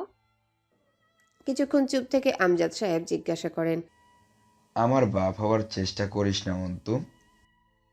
তা করব আমার সাধ্যি। বাপ তো তুমি আব্বু, স্বার্থপর বাপ। বাপ হিসেবে তুমিই ঠিক আছো। আমি তোমার বাপ হলে এমন করতাম না, ভুলভাল কিছু করতাম। তুমি ঠিক কাজ করেছো। আমজাদ সাহেব কি অদ্ভুত এক হাসি যে দিলেন। হেসে বললেন, কি করতি তুই বল? মেরে ফেলতাম। তাই তো করছি, বাঁচিয়ে রেখেছি। অন্তু এবার তাকায় আব্বুর দিকে। আমজাদ সাহেব থমকে গেলেন, চোখ দুটো কালিতে ঢাকা।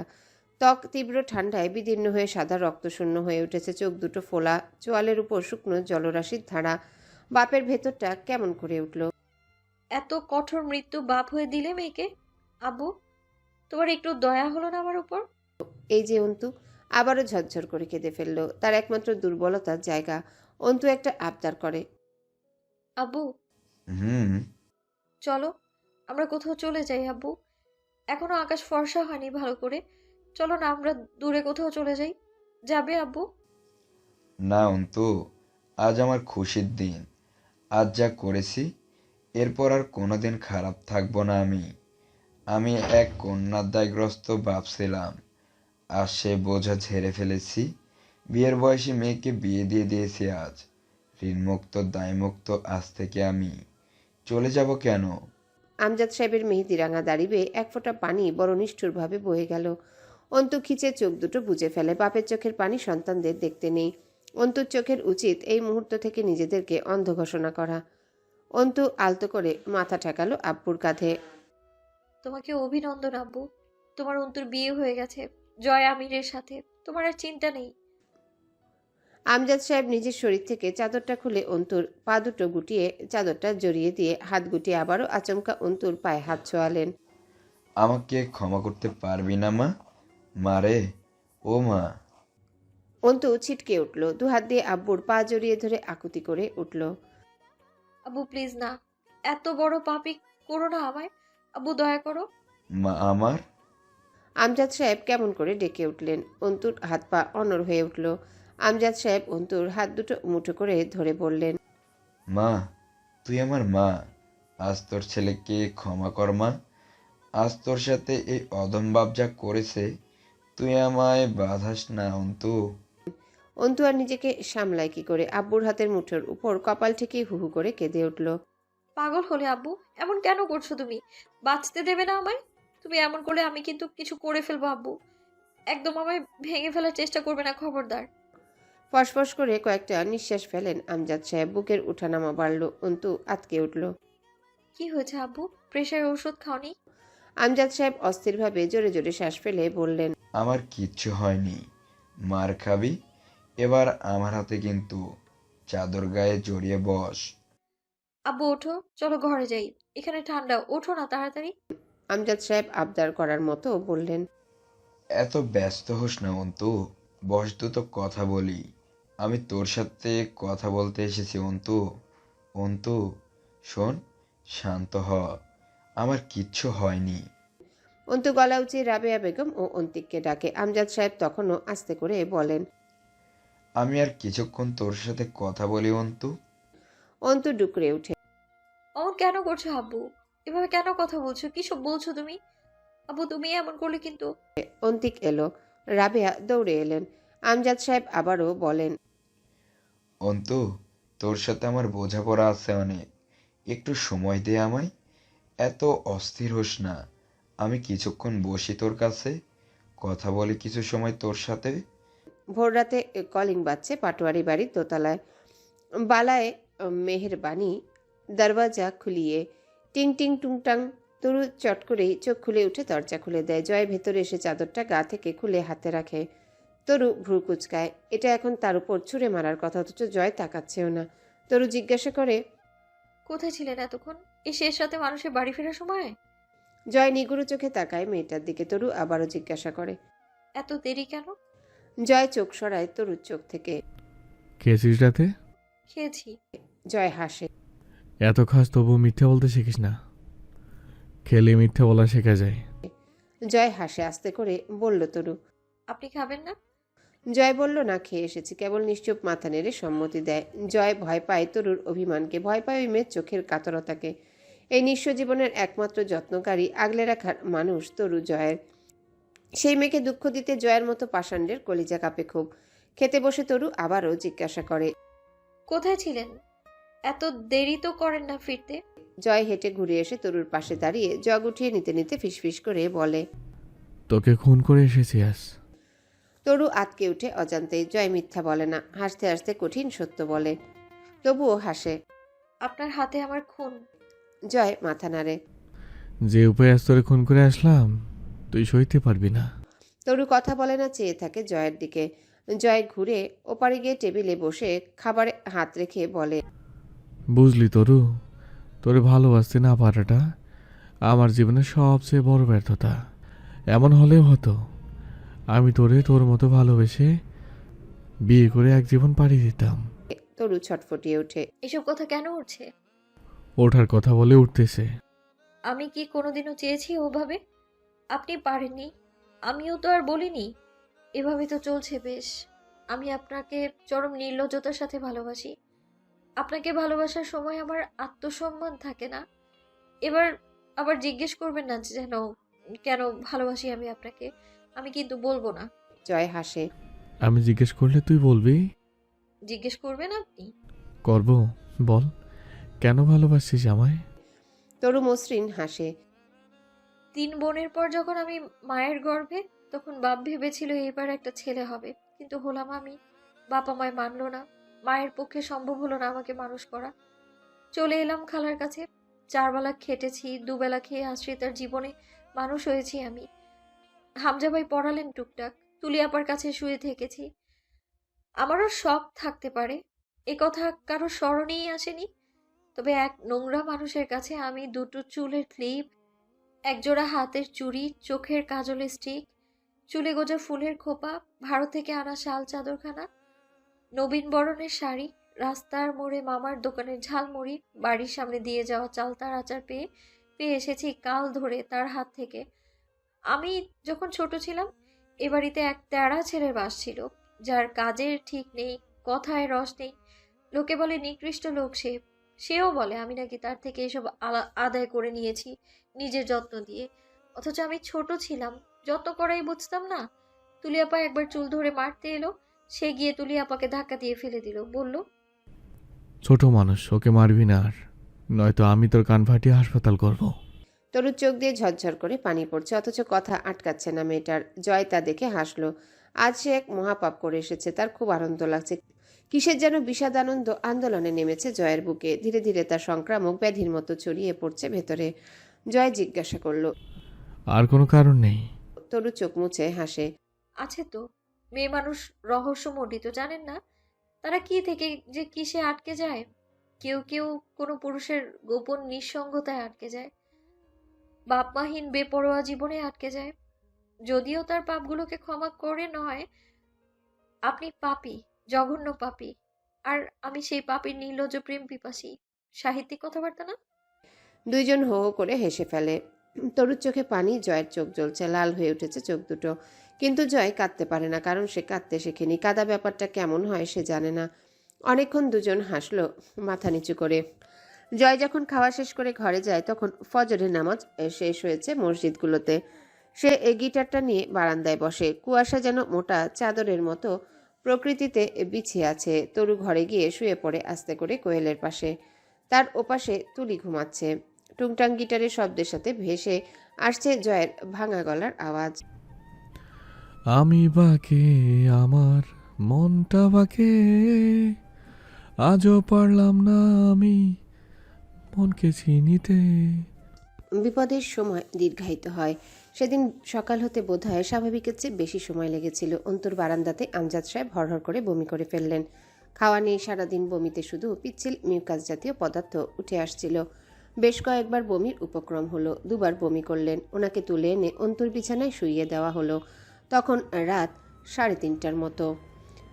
উনি চোখে ঝাপসা দেখছিলেন। চোখের সামনে দুনিয়াটা ঘুরছিল চরকির মতো। চোখের শিরায় রক্ত জমে উঠল। চোখের মণি হলুদাভ লালচে হয়ে উঠল। প্রেশারেরও ওষুধ খাওয়ানোর পরেও রাতের বেকায়দা সময়ে কোনো রকমের উন্নতি দেখা গেল না ওনার শরীরে। অন্তিক বেশ কয়েকবার গিয়ে ঘুরেও গাড়ি পেল না। সময়ের সাথে সাথে আমজাদ সাহেবের অবস্থা শোচনীয় হয়ে উঠছিল।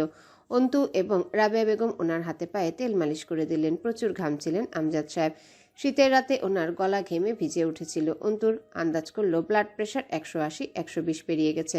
ওষুধ খাওয়ানোর পরও তা ডাউন করছিল না। সকাল 6টায় যখন ওনাকে হসপিটালে ভর্তি করা হলো তখন ওনার ভিতরে যেসব উপসর্গ প্রকাশ পাচ্ছিল অন্তুর অন্তরাত্মা কেঁপে উঠল তাতে।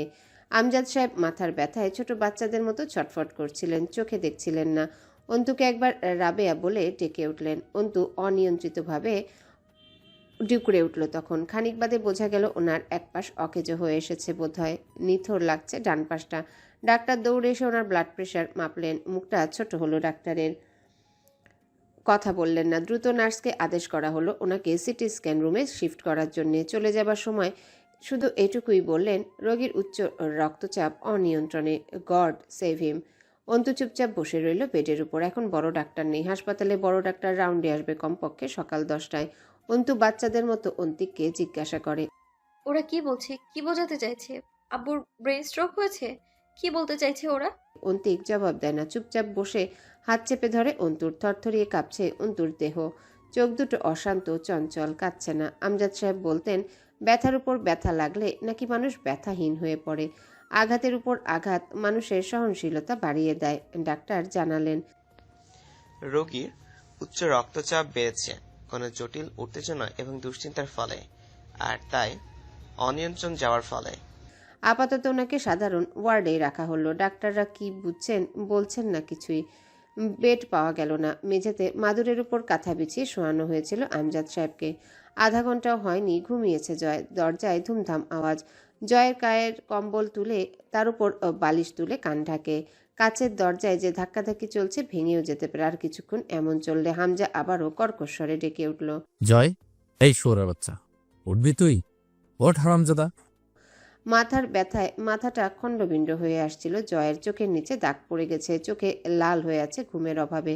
হামজা ভেতরে ঢুকে বলল, আর্মিনের বাপ হাসপাতালে, যাও খারে, দ্রুত বের হ। জয় ভ্রুকুচকে হাই তুলে বলল, শালির বাপরে আবার কি হলো? দুম করে ডায়রিয়া না আবার করলো? দুম করে হয়নি, তোকে ধরে বলি দিলেও গায়ের আগুন নিববে না। যা বলছি সেটা কর। জনগণ জানে গতকাল কি হয়েছিল। এর দায় আমার রেপুটেশনের ওপর এসে পড়লে তোকে জীবিত দাফনাবো আমি। আমার জন্য হয়েছে নাকি? সেদিন পলাশ মরেছে, সেজন্য অসুস্থ হতে পারে। আর আমি ওইখানে যে কি করব? ওই শালির মেয়ে এমনি সহ্য করবার পারে না আমারে। কথা বাড়াচ্ছিস কেন? বাথরুমে যা, ফ্রেশ হ। কোনো প্রয়োজন হলে তার ব্যবস্থা করবি। আশেপাশেই থাকবি ওদের। যা বুঝলাম শুনে স্ট্রোক হয়েছে হয়তো। পাপ করেছিস তার মাসুল হিসেবে, অথবা তোর বিয়ে করা বউয়ের খাতিরে। যা। জয় বিরক্ত হয়ে ঝাড়ি মারল।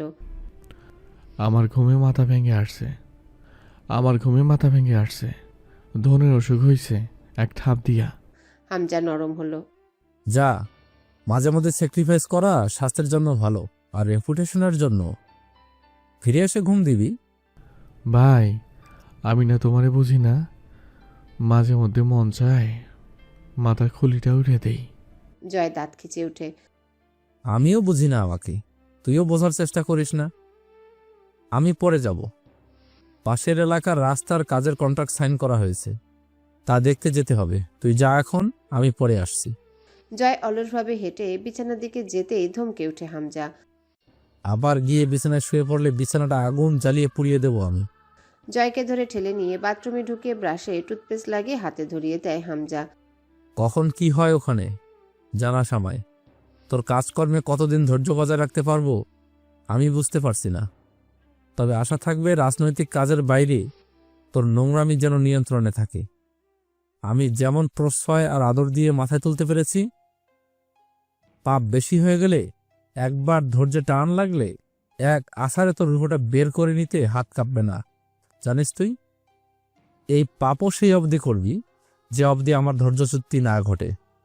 কথাগুলো বলতে বলতে রুম থেকে বেরিয়ে আসে হামজা। জয় গলা উঁচিয়ে নির্লজ্জের মতো করে বলে, আমি কিছু করি নাই বাল। ভালো মানুষ বলে যে পারে দোষ দিয়ে যায়। তোমার তো খালি অভিযোগ আমার উপর, যাই করি সহ্যই হয় না। জিব্বাটা টেনে ছিঁড়ে ফেলি। এদিকে আয়, এদিকে আয় আমার কাছে। গলার আওয়াজ উঁচু হচ্ছে কেন? জয় ব্রাশ মুখের মধ্যে রেখে এক হাতে লুঙ্গি উঁচিয়ে ধরে বলল, জিব্বা সেরার ইচ্ছা আছে তোমার? আমি কেন আগে আসবো, তুমি আসো। লুঙ্গি ঘেঁষে যাচ্ছিল ও বাথরুমের ভেজা মেঝেতে, টেনে শক্ত করে বাঁধল সেটা। হাত দিয়ে মুঠো করে লুঙ্গি ধরে দুই ঠ্যাঙের মাঝে গুজে আয়নার দিকে তাকায়। দেখতে কালো লাগছে চেহারাটা। আয়নার দিকে তাকিয়ে বলে উঠল, ও দয়াল, জাননি বানাও, দমকান বাইর হইয়া যায়। চোখ লাল হয়ে আছে ঘুমের অভাবে। হামজার কণ্ঠ শোনা গেল, দেরি করিস না জয়, তাড়াতাড়ি বের হ। সিটি স্ক্যান রুম থেকে বের করে ওয়ার্ডে আনার পর আমজাদ সাহেবের এক পাশ পুরোপুরি অবশ পাওয়া গেল। ওনাকে পাজা কোলে ধরে মাদুরে শোয়ানো হলো। পড়ে রইলেন ওভাবে। অপলক তাকিয়ে আছে তার চোখ দুটো অন্তুর দিকে। জোরে জোরে শ্বাস নেওয়ার চেষ্টা করছিলেন। অন্তুর থেকে চোখ ফিরিয়ে রাবেয়ার দিকে তাকালেন। কম্পিত বাম হাতটা এগুতে চাইলে কাঁদতে কাঁদতে তা চেপে ধরেন রাবেয়া। কথা বলতে গিয়ে ঠোঁট বেঁকে আসে আমজাদ সাহেবের। অন্তু ছটফটিয়ে উঠে দাঁড়ায়। এই দৃশ্য দেখতে নেই, অন্তু পারছে না। যে মানুষটার ভরাট কণ্ঠস্বর, স্পষ্ট ভাষায় বলা দামি কথা আর ধমক শুনে অভ্যস্ত অন্তু, সে মানুষের অর্ধাঙ্গ অসুস্থতা দেখা যায় না। অন্তুর চোখ বাধা মানতে চায় না, কিন্তু স্বার্থপর আব্বুর জন্য সে কাঁদবে না। যে তাকে এই পরিস্থিতির সামনে অবস্থার মধ্যে ফেলে এভাবে অসুস্থতার ভয় দেখায়, তার জন্য অন্তু কাঁদবে না। রাবে ওনার মুখের কাছে কান এগিয়ে নিয়ে গেলেন। অস্পষ্ট কণ্ঠে এক পেশে ধরনের স্বরে শোনা যায়, আমায় তুমি ক্ষমা করো রাবেয়া, তোমাকে কিছুই দিতে পারিনি জীবনে। আমায় বাঁধিয়ে রেখো না তুমি, মাফ করে দিও আমায়, অন্তুকে দেখে রেখো। আরও অনেক কিছুই বলার ছিল, পারলেন না বোধহয়। রাবে ওনার হাতের উপর কপাল ঠেকিয়ে হাউমা করে কেঁদে ওঠেন। অন্তু বসে আব্বু শিওরে, তুমি কিসের ক্ষমা চাইছো? আম্মু বোকা, আম্মু তোমায় ক্ষমা করতে পারে, আমি অন্তত তোমায় কোনোদিনও ক্ষমা করবো না আব্বু। আচ্ছা, কি ভেবে এসব বলছো তুমি? কিছু হবে না তোমার, এখনো রিপোর্টই আসেনি, চুপচাপ শুয়ে থাকো। পাগলের মতো বলে চলে অন্তু। অন্তিকের চোখে পানি চিকচিক করে উঠে। আজ কতগুলো বছর সেই দেবতার তুল্য মানুষটার সাথে কথা বলেনি। তার সাথে কথা না বলে আব্বু কোথায় যাচ্ছে, এই কদিনে সুযোগ বা সাহস হয়নি কথা বলার। সেদিন যখন ক্ষমা চাইল, আমজাদ সাহেব চুপচাপ তাকিয়েছিলেন কেবল। অন্তিক পুরুষ মানুষ, পুরুষদের কাঁদতে নেই। চোখ দুটো রক্তলাল হয়ে ওঠে, অশ্রু জমে। আমজাদ সাহেব হাসার চেষ্টা করলেন বোধহয়, অথচ ঠোঁট বেঁকে গেল। অন্তু সহ্য করতে না পেরে উঠে দৌড়ে বারান্দায় যায়, আবারও ফিরে আসে ছুটতে ছুটতে। অন্তিকের ঠোঁট দুটো কাঁপছে, অথচ কিছুই বলতে পারল না ছেলেটা। ছেলেরা বাপের সামনে বোবা প্রাণী, এরা জান দেওয়ার শিকার। তবে মুখ ফুটে বাপের কাছে ক্ষমা বা ভালোবাসা প্রকাশে চরম ব্যর্থ।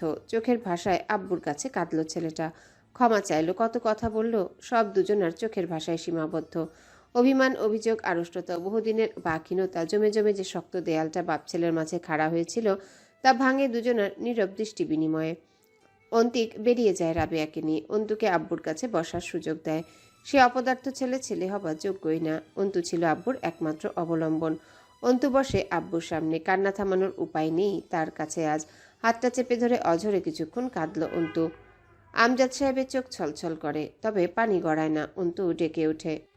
আপু, তুমি কি বোঝাচ্ছ? তুমি আমায় রেখে চলে যাচ্ছ এটা বোঝাচ্ছ? তুমি পাষণ্ড জানতাম, তবে এত পাষণ্ড তুমি আব্বু? আব্বু, আমি কি করে করবো সবটা একা? আব্বু, আব্বু, আমি তো এক পাও চলতে পারি না তোমায় ছাড়া। তুমি আমায় এসব ভয় দেখিও না। আমি জানি কিছু হবে না তোমার। এসব মিছে মিছে ভয়ে অন্তু পায় না, বুঝলে? থামে অন্তু, কান্নাটুকু গিলে ফের বলে। তুমি এত তাড়াতাড়ি যেতে পারবে না, আমি যেতেই দেবো না তোমায়। মগের মুলুক নাকি তুমি বললে আর চলে গেলে? আমার আমার কি মনে হয় তোমার? হ্যাঁ, যেতে দেবো আমায় ফেলে?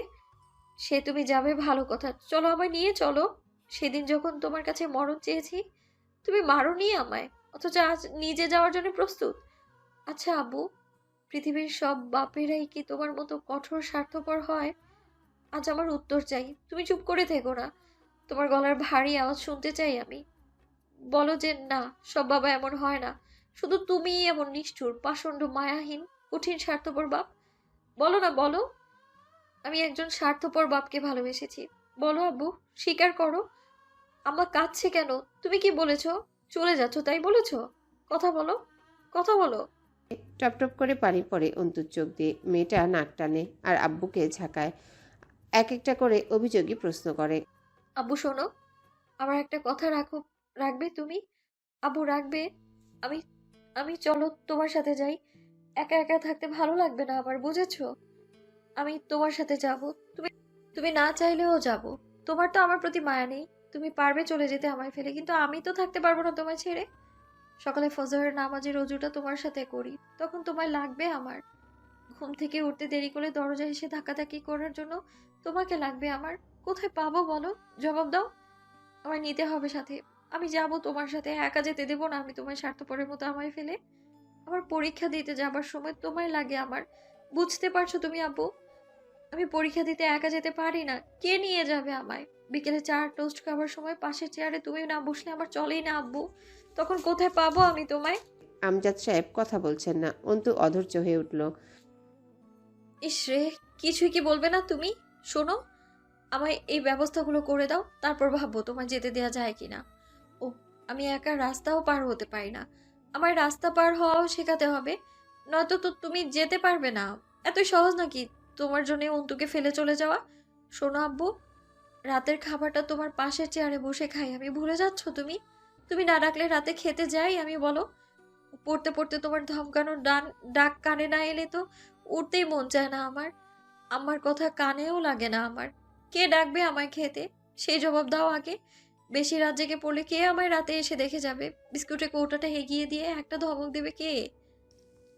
দুটো বিস্কুট খেয়ে পানি খেয়ে ফের পড়তে বস।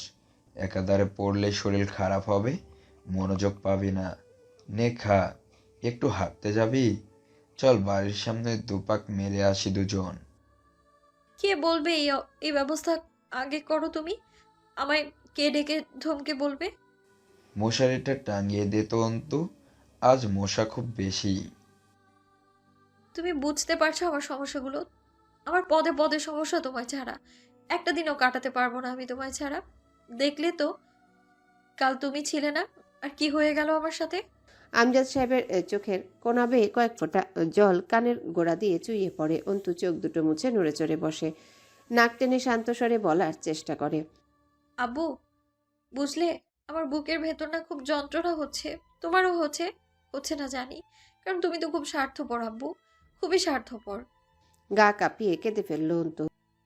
তুমি একটাও কথা বলছো না আব্বু। কি করেছি আমি? কিসের অপরাধে এই যন্ত্রণা দিচ্ছ? তুমি বুঝতে পারছো না আমি সহ্য করতে পারছি না? আব্বু, তুমি জবাব কেন দিচ্ছ না? আমায় কষ্ট দিয়ে কি পাচ্ছ তুমি? আমার সহ্য হচ্ছে না তো, আমি সইতেই পারছি না, কি করব বলো না। বুকের মাঝখানটায় আঙ্গুল গেড়ে বলল অন্তু। এই, এখানে কেমন যেন লাগছে। তুমি বুঝলে ঠিক কথা বলতে, তুমি টেরই পাচ্ছ না? এই তুমি খুব কঠোর আব্বু, খুব নিষ্ঠুর তুমি। অন্তুর বিলাপে আশেপাশের লোকজন থমকে যায়। কারো কারো চোখে ছলছলে পানি নেমেছে। আমজাদ সাহেবের চোখের কোনা বেয়ে এক ফোঁটা পানি সরু হয়ে গড়িয়ে পড়ে। অন্তু তা সযত্নে মুছে দিয়ে বলে। কাঁদছো কেন তুমি? কিছু হয়নি তো? আচ্ছা, আমি আর কাঁদছি না, তুমিও কাঁদবে না কেমন? আমজাদ সাহেব নিশ্চুপ। বাচ্চারা যেমন ঘুমন্ত মানুষকে ঝাঁকায়, অন্তু ওইভাবে আমজাদ সাহেবকে ঝাঁকালো। আব্বু। অন্তু ঝেড়ে উঠে দাঁড়ায়, চিৎকার করে ডাক্তার ডাকে। নার্স আসে, ডাক্তার আসে, অন্তুকে অন্তিক সরিয়ে নিয়ে যায় টেনে। ধরে রাখা যায় না অন্তুকে, পাগলের মতো লাফালাফি করছে মেয়েটা। অন্তিক শক্ত হাতে টেনে ওকে বারান্দায় নিয়ে যায়। রিপোর্ট হাতে নার্স আসে, মহিলা ডাক্তার তা দেখেন চোখে বুলিয়ে।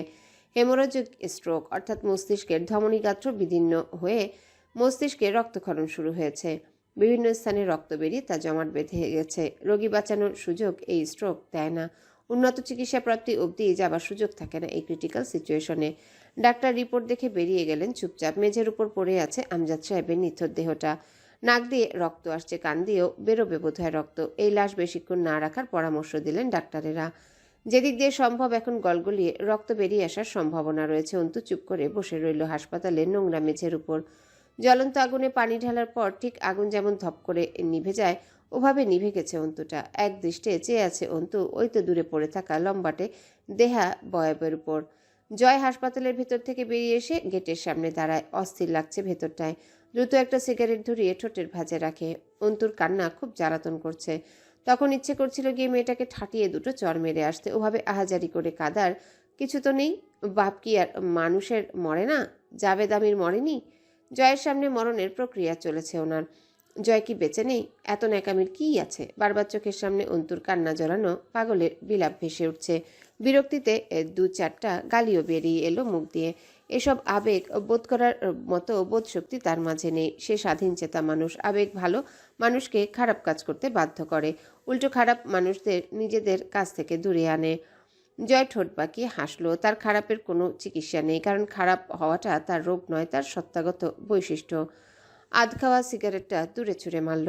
বেলা 3টায় আমজাদ সাহেবের শেষ দুপুরে শেষ গোসল হচ্ছিল। জয় চুপচাপ দাঁড়িয়েছিল ভিটির উপর। অনেক লোক জড়ো হয়েছে মুর্দা বাড়িতে। তারা কটূক্তি করতে ভুলছে না। গতকালের তাজা ঘটনা মরলেই চাপা পড়বে কেন? মেয়ের চরিত্রের দোষের ভাগ বাপেরও যায়। বসার ঘরের মেঝেতে খুঁটির সাথে পিঠ ঠেকিয়ে চুপচাপ বসে আছে অন্তু। উঠানের উপর ত্রিপল টাঙিয়ে ভেতরে তার আব্বুর শেষ গোসল হচ্ছে। সে চুপচাপ বসে দেখছে। কান্না পাচ্ছে না তার। আব্বুর সাথে খুব যেতে ইচ্ছা করছে। অবশ্য সে যাবেই, কেউ ঠেকাতে পারবে না তাকে। জয় তাকিয়ে দেখছিল অন্তুকে। দুটো ছেলে এগিয়ে এলো, সালাম দিল। জয় খেয়াল করলো না। দুজন কিছুক্ষণ অপেক্ষা করেও জবাব না পেয়ে ডাকলো, জয়। জয় আনমনার মতো বলে, দৃষ্টি তখনও অন্তুর দিকে। রাগ হচ্ছে তার। মনে মনে ঠাস করে অভ্যাসবশত দুটো গালি দিল। মানুষ বাপ মরলে কাঁদে, শালি সেটাও করছে না। মানে হাগল পাগল বিয়ে করে দিছে আমার সাথে। তোর বাপ মরেছে, তুই কাঁদবি, চিল্লাই কাঁদবি। তা না করে এমনভাবে বসে থাকার কারণ কি? কখন জানি ফিট খাইয়া পড়ে থাকবি, কাঁদলে একটু হালকা লাগবে। জয়ের ইচ্ছে করলো এগিয়ে গিয়ে ঠাস করে একটা চড় মেরে বলতে, কাঁদ, জোরে জোরে কাঁদ। চুপ আছিস, বেশি চাপ পড়বে মাথায়, মূর্ছা যাবি। চেঞ্জ হারানোর আগে কেঁদে হালকা হসালি। ছেলে দুটো অধৈর্য হয়ে বলেই ফেললো, ভাই একটা সেলফি নিই, ফেসবুকে আপলোড করব। উঠতি বয়সী ছেলেরা রাজনৈতিক নেতাদের সাথে ছবি তুলে ফেসবুকে দিতে পারাটাও একটা বাহাদুরি তাদের কাছে। এতে তারা এক ধরনের শক্তি অনুভব করে। জয় ভ্রুকুচকে গম্ভীর হয়ে তাকায়। তাতে উপকারটা কি? ছেলে দুটো চুপসে গেল। না মানে, আচ্ছা সেলফি লাগবে না, আপনার ফেসবুক অ্যাকাউন্টটা দেবেন ভাই, আমরা অ্যাড হতাম। জয় চোখ বুজে ভারী শ্বাস ফেললো। মনে মনে বলল, ফেসবুকের মাইরে। গালিটা প্রকাশ্যে দিল না। এরা এক প্রকার সামাজিক শক্তি। জয়ের খুব শক্ত ভক্ত, তা বোঝাই যাচ্ছে। জয় মাথা নাড়ল। আমার কোনো ফেসবুক অ্যাকাউন্ট নাই, ওসব বালছাল পোষায় না আমার। ফেসবুকে কি কাম, কি করে ওই ধনবাল দিয়ে? ছেলে দুটো যার পর নাই অবাক হলো। আপনার ফেসবুক অ্যাকাউন্ট নাই? নাই। পারলে ফোনে একমাত্র কিলিং সিস্টেম ছাড়া কিছুই রাখতাম না, কিন্তু ফাংশনালভাবে বহুত কিছু পড়ে আছে, যেসব আমার ভালোর কামও লাগে না। যাবাক। একে তো ঘুম নেই, তার উপর কিসের যে এক বোঝা চেপে আছে মাথায়। অদ্ভুত এক প্রেশার ফিল হচ্ছে। অস্থির লাগছে সবকিছু। লোকালয় থেকে দূরে যে কোনো এক নির্জন জঙ্গলে অন্ধকারে খানিকক্ষণ বসে কয়েক বোতল অ্যালকোহল গিলে আসতে পারলে ভালো লাগতো। বিষাদ ঘিরে আছে বাড়িতে। গোসল করিয়ে নিয়ে আমজাদ সাহেবের লাশ রাখা হলো। আজ মার্জিয়ার চোখ দুটো ভেজা দেখা গেল। মেয়েটা উদ্ভ্রান্তের মতো বসে সেই শ্বশুরের জন্য অসুস্থ শরীরে চোখের পানি ফেলছে, যাকে সে চিরদিন বিরূপ চোখে দেখে এসেছে। শুধু অভিযোগ ছাড়া কিছুই ছিল না ওই মানুষটার উপর। রাবেয়াকে সামলানো যাচ্ছে না, বারবার দাঁত আটকে যাচ্ছে ওনার। হামজা বসে রইল সোফার উপরে। তার ছেলেরা মৃতদেহ দাফন কাফনের সমস্ত ব্যবস্থাপনা করে ফেলেছে। অন্তু আর অন্তিক মূর্তির মতো বসেছিল দুই ভাই বোন। অন্তু দেখলো সেই জায়গাটা যেখানে সেদিন তাকে দাঁড় করিয়ে নষ্টা প্রমাণিত করা হলো, সেখানেই আব্বুর লাশের খাটিয়া রাখা হয়েছে। মেঝের উপর বসে দেয়ালে হেলান দিয়ে তাকিয়ে থাকলো খাটিয়ার দিকে। তার চোখে মুখে অবিশ্বাস। লোকজন যা ভাবছে তেমন কিছুই না। কি বাজে কথা, তার আব্বু নাকি আর নেই। এও কখনো হয়? লাশ নিয়ে যাওয়ার প্রস্তুতি চলছিল তখন। জয় এলো অন্তুর কাছে, হাঁটু গেড়ে সামনে বসে আস্তে করে বলল, আরমিন চলো, এখন তোমার বাপরে নিয়ে যাবে ওরা, চলো। অন্তু নিস্তেজ পায়ে উঠে দাঁড়ালো আস্তে করে। জয় তাকে ছোঁয়ার সাহসটা করলো না। এই অবস্থায় অন্তু হেঁটে গিয়ে বসলো খাটিয়ার পাশে মাটির উপর।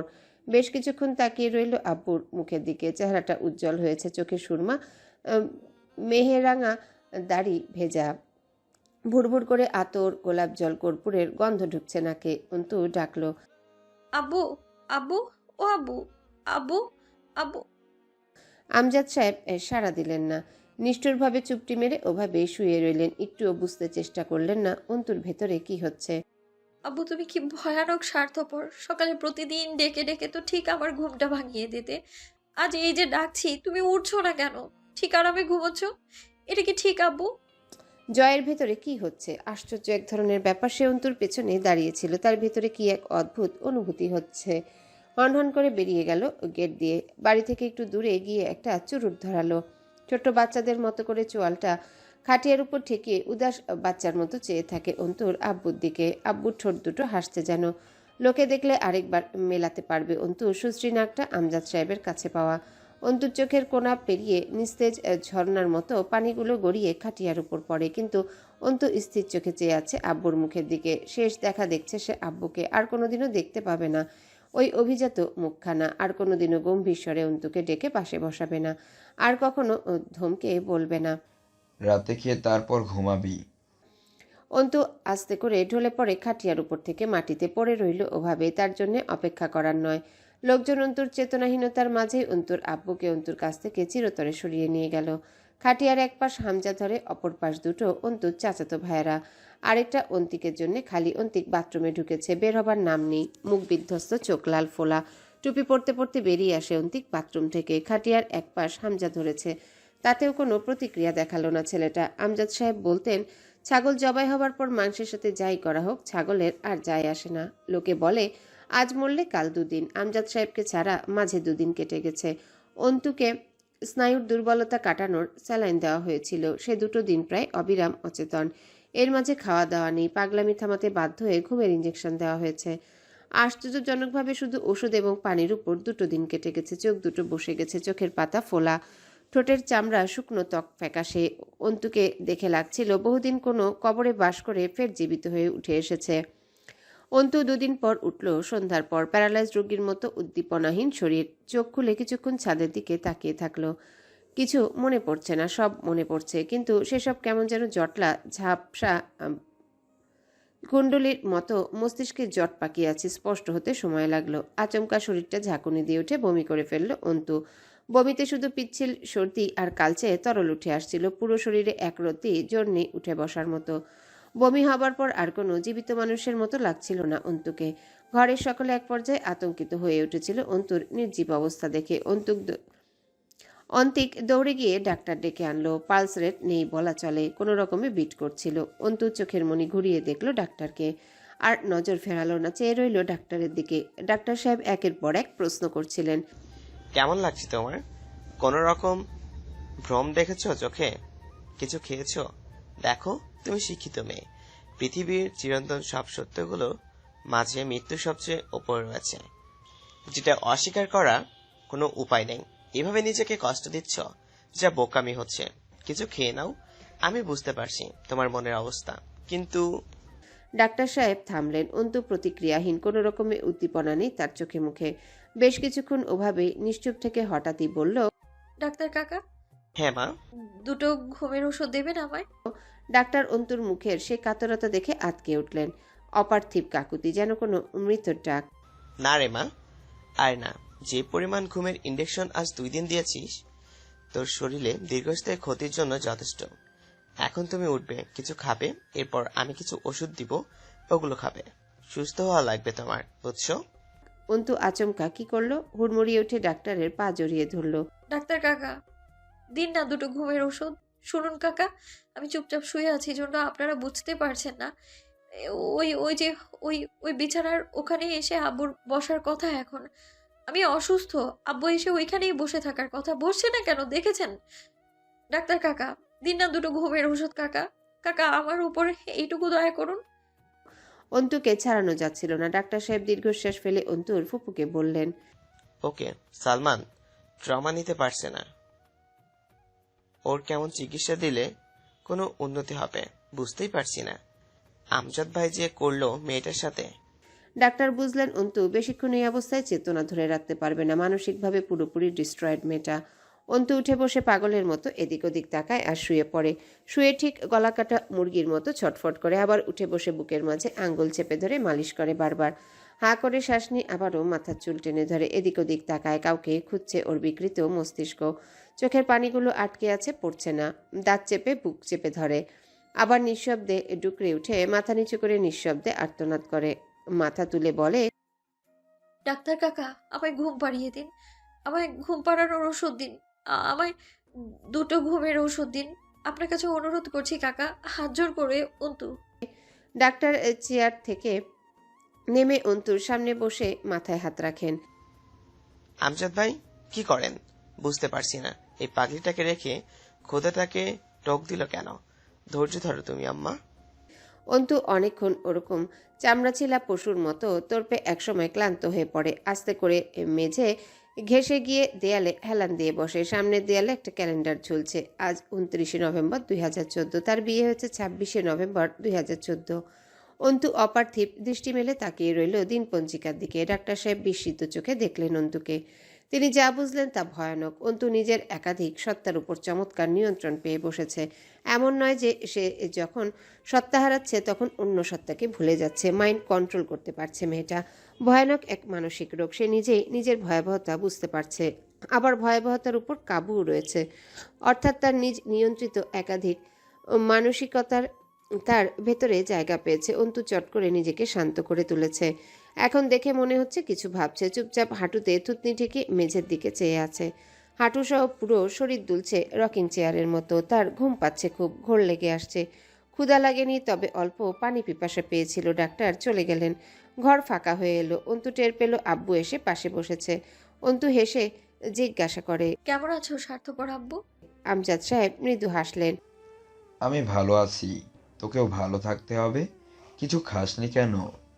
মৃদু ধমক দিলেন আমজাদ সাহেব। অন্তু ফুপুকে ডেকে বলে, আমার জন্য খাবার নিয়ে আসুন তো, আর পানি আনবেন বেশি করে, গলা শুকিয়ে আসছে খুব। আব্বুর উদ্দেশ্যে হাসলো। এবার খুশি? আমজাদ সাহেব জবাব দেন না, চুপচাপ বসে থাকেন অন্তুর পাশে। অন্তু গপাগপ খেলো অনেকটা খাবার, বমি হবে বোঝা যাচ্ছে, তবু খেলো। খেতে খেতে জিজ্ঞাসা করলো আব্বুকে, আমি কি পাগল হয়ে গেছি আব্বু? আমজাদ সাহেব মাথা নাড়েন। তুই কুটিল হয়ে গেছিস, আর এই কুটিলতা তোকে অনেক কিছু দেবে, বুঝলি অন্তু? গন্তব্যে পৌঁছতে অত স্বাভাবিক আর সরল থাকা নয়, বরং নিগ্রহ, পাগল আর জটিল হতে হয়। প্রথম কথাটা আব্বুর মতো লাগলো না। আব্বু এরকম কথা বলতো না। অন্তু বলে এমন কথা, তবে শেষের কথাটা আব্বুর হতে পারে। অন্তু খাবারের লোকমা মুখে তুলে আব্বুর দিকে তাকায়। আব্বু বসে আছে তার পাশে দেয়াল ঘেঁষে। অন্তু টের পায় তার আর যন্ত্রণা হচ্ছে না বুকে, একটুও কষ্ট লাগছে না, একদম স্বাভাবিক সুখী লাগছে নিজেকে। হ্যাঁ, অবশ্য একটু অস্বাভাবিক লাগছে সবটা, চারিপাশটা মোটেও স্বাভাবিক নয়, অদ্ভুত। হ্যালো বন্ধুরা, পরবর্তী পার্ট খুব তাড়াতাড়ি আসবে, তো সবাই অপেক্ষায় থাকো। আর চ্যানেলটি যারা এখনো সাবস্ক্রাইব করোনি তারা পরবর্তী পার্ট দেখার জন্য চ্যানেলটি সাবস্ক্রাইব করে রেখো। ধন্যবাদ সবাইকে, আমাদের সাথেই থেকো।